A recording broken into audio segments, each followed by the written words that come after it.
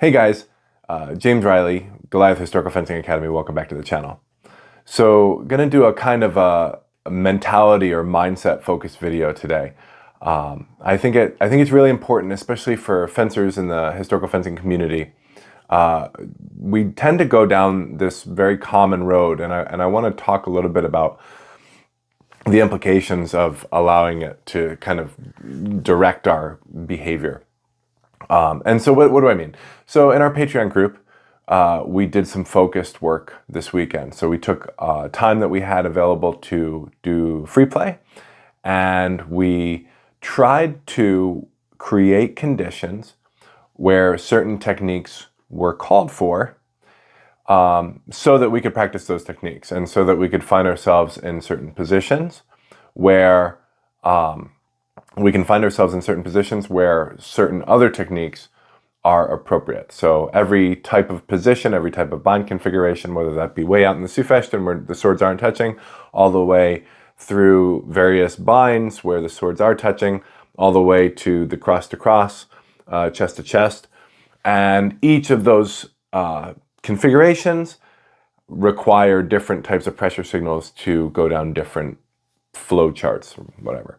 The point being, you can't just force those positions. You have to arrive at them organically in order to effectively train what to do from those positions.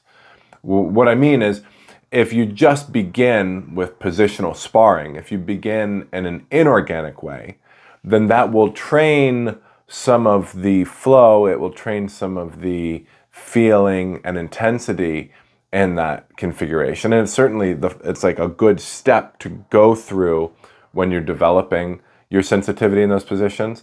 But if you arrive at them inorganically, then it's going to be very hard for you, A, to create that condition organically, so to force the position on your training partner, whether they want to be there or not. And it's also going to be difficult for you to tap into your awareness once you arrive at that position when you're just in your normal free play. So yes, you should create those positions inorganically so that you could learn to work from them, so you can learn all the pressure signals and develop your sensitivity and do the techniques properly, etc.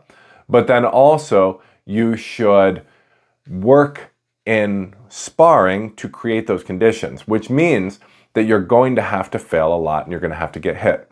So what this video is going to be about, and this whole conversation might be the source of many videos going forward, but what this particular video is going to be about is just the idea that failure is a necessary step to learning anything.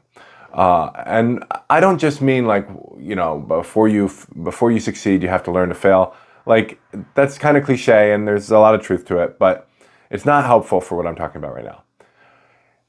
If you don't know how to create a condition such that the resulting or the ensuing bind configuration is what you want, then you have to try different things in different ways, and those things that you're trying are going to be wrong. You're going to fail.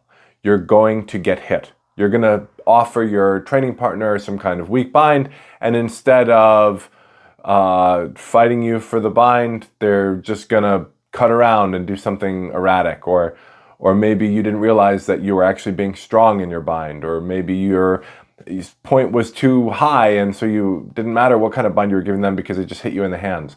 And you have to learn that stuff. You have to go through the process of seeing exactly what types of movements, right? You can offer a weak bind, but at a distance. And you might not know how to make your training partner allow you to close into the appropriate distance. There could be a million things that are going wrong, and you just have to experience the failure of trying to make it happen and it not happening, and then maybe you getting hit for that. And you'll learn a lot about fencing by just trying those things, as long as you have something in mind and you're paying attention to what happens. So often, people will hear this type of advice and they'll just not care, right? They'll not care And that's an easy way to avoid dealing with the failure, right? You just say, I'm just having fun. No, that's not it either. You want to go in attempting to achieve something, and you want to try and achieve it, and it fail. And then you want to take note of what you did to cause it to fail, or what you did to attempt to cause it to happen, and then what happened, and try and take a note of those things. So over time, through your practice and through your experimentation, that you can start to get a sense of like, okay, when my sword is in this type of positioning and I move forward, or I put my weight on my forward foot, my training partner immediately moves back. Okay, that's a clue. I have to be very careful about how I do that. If I extend my sword at all, they immediately go to hit my hands, right? I might be trying to get them to bind on me a certain way, but every time I extend my sword without moving my body forward, they immediately go to hit my hands. That's a clue. Okay, I'll keep that and make a note of that for later. And so this is kind of the point of this video, is allow that process to happen, and don't let your desire to be successful in your exchanges get in the way of you learning something about fencing. Thanks for watching Historical Fencing Channel content. If you'd like to learn more, check out our Patreon link in the description for detailed, one-on-one, tailored instruction. And don't forget to like and subscribe.